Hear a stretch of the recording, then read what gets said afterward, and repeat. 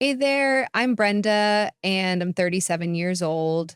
All right, so here's the deal. I met this guy named Corey, and he seemed like a strong willed, opinionated person, just like me.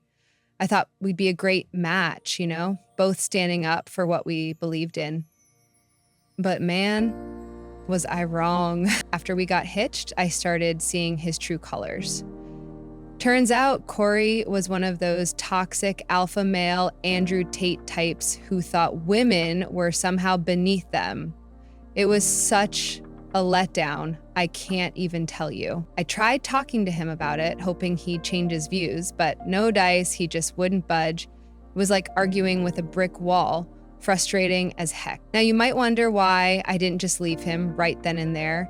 Well, to be honest, I was embarrassed to divorce so soon after getting married. I didn't want to deal with the judging eyes and the lack of sympathy because I knew people would be like, that's your fault for choosing him. Pathetic, I know, but it was a real fear of mine. Plus, I really thought maybe things would get better over time.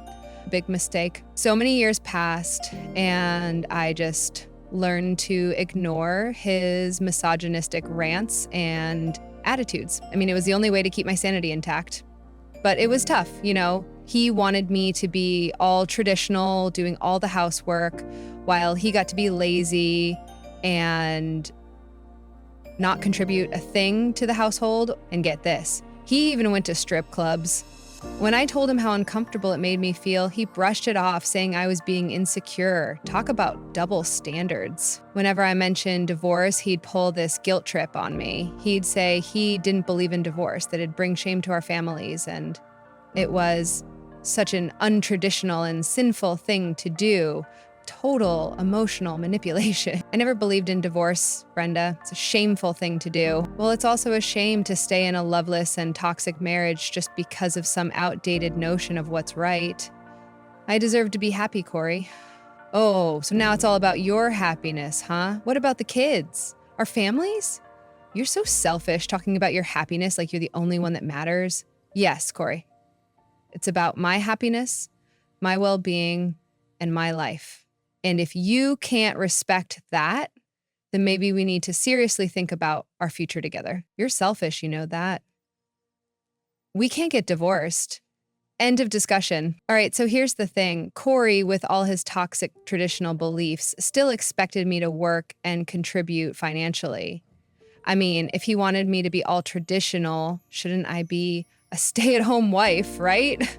We'd argue about this all the time.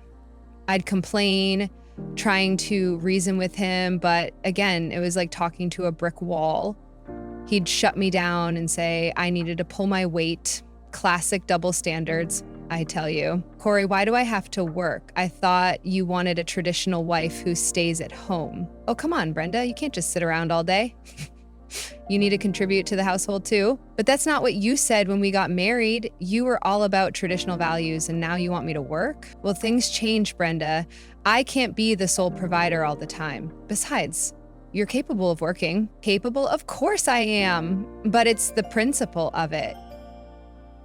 Ugh.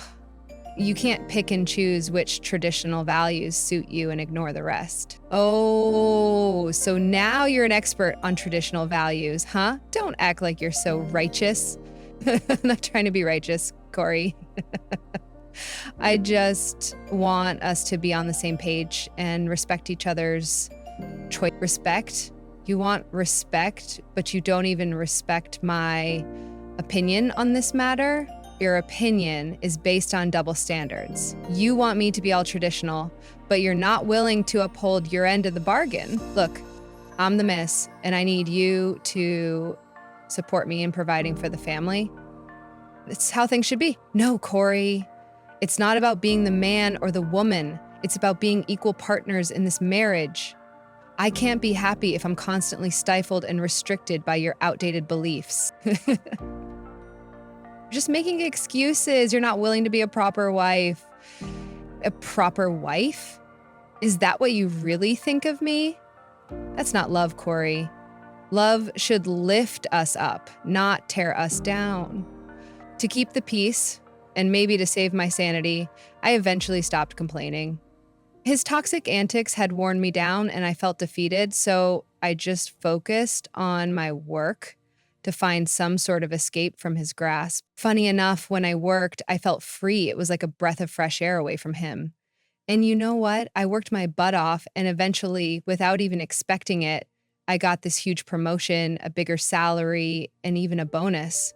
I was thriving, and everyone in my circle was thrilled for me.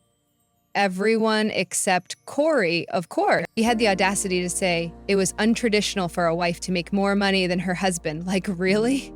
He resented me for my success, trying to make me feel small and guilty about it. What a loser. That's when I started to realize that this wasn't a partnership at all. It was a power struggle. And Corey couldn't handle a strong and independent woman. Brenda, I can't believe you got that promotion. Making more money than me now, huh? It's not about making more money than you, Corey. I worked hard for this promotion and I'm proud of it. Why aren't you happy for me? It's not like I did it to spite you. I mean, seriously. Yeah, but it's not right. The husband should be the one bringing in the most money. That's an old-fashioned way of thinking, Corey. We should be supporting each other's successes, not trying to compete with each other. Well, it's not right for the wife to be the breadwinner. It emasculates me. Emasculates you? That's not my problem, Corey. I'm not gonna hold back my career just to stroke your ego. Oh, of course not. You always put yourself first. No, I put our family first. And that includes working hard to provide for us. Just like what you wanted. I can't believe you would choose your career over me. It's not about choosing one over the other, Corey. It's about finding a balance and supporting each other's goals. I don't need your support. I can take care of myself. But I want to be a team, Corey. I want us to work together and build a life together. Well, I don't need you to take care of me. I'm a man and I can handle things on my own. Corey, it's not about taking care of you. It's about being partners in this marriage. I want us to be equals. Equals, right? Can't you see how much this means to me? I want us to be happy together, but we can't do that if you're always trying to hold me back. It's just rude and disrespectful for you to do that. Okay, then, since you feel so disrespected, then let's get a divorce. We're clearly tired of each other. How many times do I need to tell you I don't believe in divorce? You know what? I can't deal with you right now. I have to go. In his fit of jealousy, he actually left and went to live with his mom for 2 whole months. And you know what? I was actually happy during that time. Peace and quiet at last, away from his negativity and constant criticism. During those 2 months, I did some serious soul searching. I realized I didn't need a toxic man like Corey in my life. I had achieved so much on my own, and I was finally girl bossing, proud of who I'd become. When Corey returned home after those 2 months, he was in for a total surprise. He found a happy, confident, badass, and accomplished version of me. I mean, I looked way better, dressed way better, had more success in my career, and was growing by the week. And being the loser he was, he just couldn't handle it. He started yelling at me, trying to put me back in my place, but this time I had enough. I shouted back at him, calling him weak and pathetic. I wasn't going to be torn down by him anymore. Look at you, all dressed up and acting like you're some big shot. You think you're better than me now? I don't think I'm better than anyone, Corey. I've worked hard to get where I am, and I'm proud of my accomplishments. Oh, I can see that you're so proud of yourself, making all that money and acting like you don't even need me. I never said I don't need you, Corey. I need a partner who supports and respects me, not someone who constantly tries to tear me down. Oh, poor Brent, always the victim, right? You're so weak. Weak?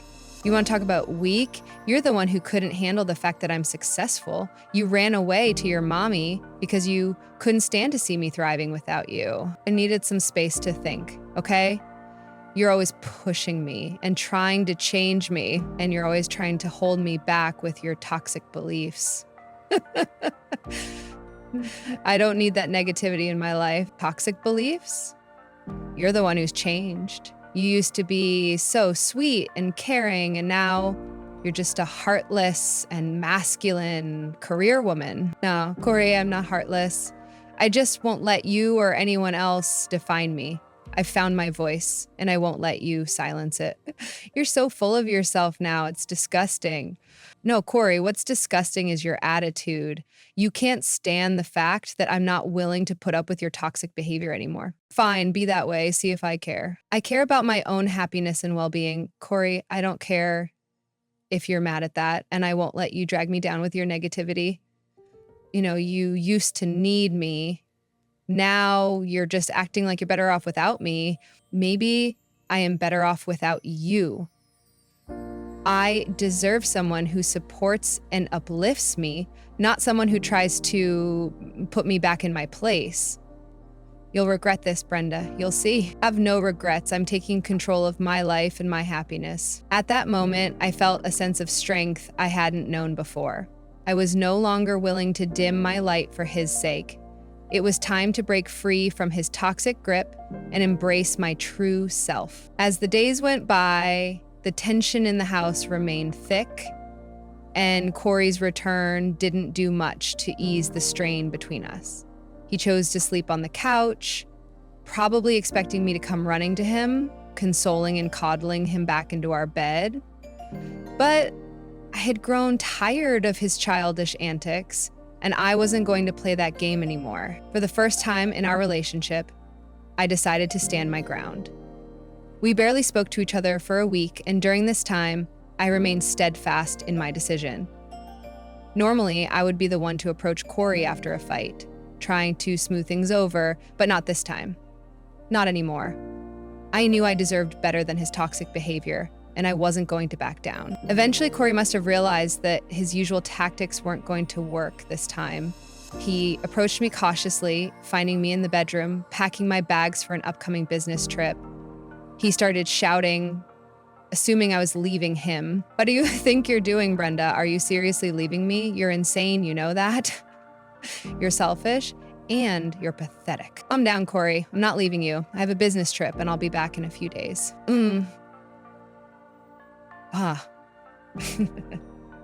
Well, why didn't you tell me about it before? We haven't spoken all week, Corey. Didn't even cross my mind to mention it. Look, I'm not in the mood to fight right now, but we need to talk about all this traditional stuff. I've been thinking, and I know I've been wrong. I want to change some things. I was taken aback by Corey's words.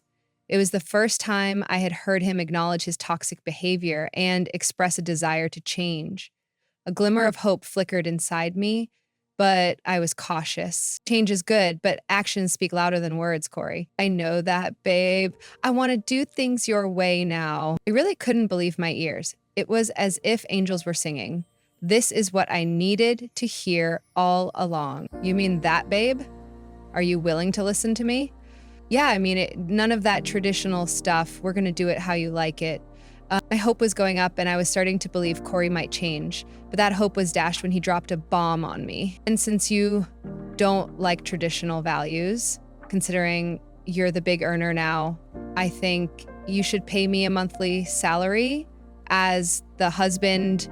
And just like that, all this newfound hope I had was gone in a second. Wait, what? Are you serious? Yep, dead serious. Add $1,500 extra on top of my work salary, or else we'll get that divorce you've been wanting so badly. I couldn't believe my ears. It was like he lost his mind or something. Did you hit your head or what? Why would I pay you a salary? This is ridiculous. Nah, it's just fair. You're all about equality and making bank, so what's the problem? I was furious and let it all out. This has nothing to do with equality. You're trying to control me with money, and I won't put up with it. Corey smirked, thinking he had me where he wanted. You're nuts if you think I'll ever give you money like that. Did you ever pay me a salary when you were the one making more money? No, you didn't. I supported you without asking for anything in return. Now you're demanding money from me? You're literally insane. It's different now. I deserve compensation for all I do. No way. It's about respect and being partners. I don't owe you a cent just because I make more. Oh, look at Brenda being all selfish as usual. This sounds like a double standard. You're not entitled to anything. I won't be tricked into giving you money. Brenda, I think I've made my stance very clear. I'll be expecting that extra $1,500, but let me not disturb your packing. We'll discuss this after you return from your business trip. And then it hit me. Why was I trying to water dead flowers? Before he tried to turn around and leave like he accomplished something, I said, good luck with that because I'm never returning. Corey looked stunned as I continued to unleash all my pent-up frustrations on him. You have some nerve, you know that? Making those ridiculous demands as if I'm not already ready to leave you, as if I haven't been making this demand since ages ago. I reminded him of all the crap he put me through over the years. He used to manipulate me, but not anymore. I was done with his toxic behavior. I'm glad you seem okay with divorce now because that's exactly what we should do. I saw how desperate he was getting, but I wasn't falling for his act anymore. He had no control over me now. I didn't mean what I said. We shouldn't get divorced. You know I'd never mean that, but his words held no weight anymore. I could see through his lies. Corey's facade began to crumble as he realized he was losing this battle. I was standing strong and he was losing his grip on me. Please, Brenda, I'm sorry. Don't leave me. I'll be nothing without you. I wasn't buying his crocodile tears. It was time to twist the knife a little deeper. You think you can manipulate me with your tears? Pathetic. You're just as weak as your bedroom skills. I saw the shock in his eyes as he heard me completely destroy his manhood. It shattered him completely. Brenda. Oh my God. I'm so sorry, Brenda, but I wasn't falling for it. Not this time. Save your apologies for someone who cares. I'm done with you for good this time. I'll draft up the divorce papers soon, and movers will come to take my things while I'm away. Now get the hell out while I pack. He left the room, feeling broken and defeated. I finally felt free from his toxic grip. I knew it wouldn't be easy, but I was determined to move on with my life and never look back. While I was on my business trip, I had my friends and a moving company take my things from the house as planned. When they reported back, they said Corey looked like a complete wreck, disheveled and looking like crap. It seemed like he wasn't sleeping or eating properly. Good. My friends also told me that Corey asked them to tell me that he loved and missed me and wanted me back. But I knew better than to fall for his manipulative tactics this time. I wasn't going to be swayed by his empty words. Whenever I posted about my business trip, showing that I was having a grand old time, he would leave comments about how sorry he was and how much he missed me. But I saw right through them and deleted them as soon as possible. It was all just an attempt to guilt trip me into coming back to him. So when all my stuff was finally out of the house, Corey had this massive breakdown. I heard he wasn't even going to work and ended up in a psychiatric hospital. It was sad, but honestly, I couldn't let his mess affect my decision to move on with my life. I knew I did the right thing by leaving him. I needed someone who treated me with respect and supported my goals, not some guy trying to drag me down. After the trip, I focused on getting my life back on track and finding happiness on my own terms. Thank goodness for my supportive friends who had my back during this crazy time. Therapy was a game changer too. I needed to work through all that emotional baggage from my messed up marriage and build up my self-esteem. As time passed, I noticed that Corey's attempts to reach out to me were slowly dying down. It was like he finally got the memo that I wasn't coming back. Good riddance, really. I stayed strong and kept my focus on my own growth and happiness. It was time to embrace my newfound freedom and start doing all the things I'd been putting off while stuck with Corey. I got back to my hobbies, traveled more, and even took a shot at a new business venture. It was liberating to finally break free from his toxic grip. The divorce was finalized, and man, that brought a huge sigh of relief. I was done with that painful chapter in my life and ready to move forward. And you know what? Life had a funny way of surprising me. Out of the blue, I met someone new, someone who saw the real me and loved me for it, no strings attached. He respected my independence and cheered me on to chase my dreams. Being with him felt like a breath of fresh air after being suffocated by Corey. With time, it became crystal clear that leaving Corey was the best decision I ever made. I finally found genuine happiness and a sense of self-worth that I never knew existed. Those toxic beliefs and manipulative games of his, not my problem anymore. I shook it all off and moved on to bigger and better things.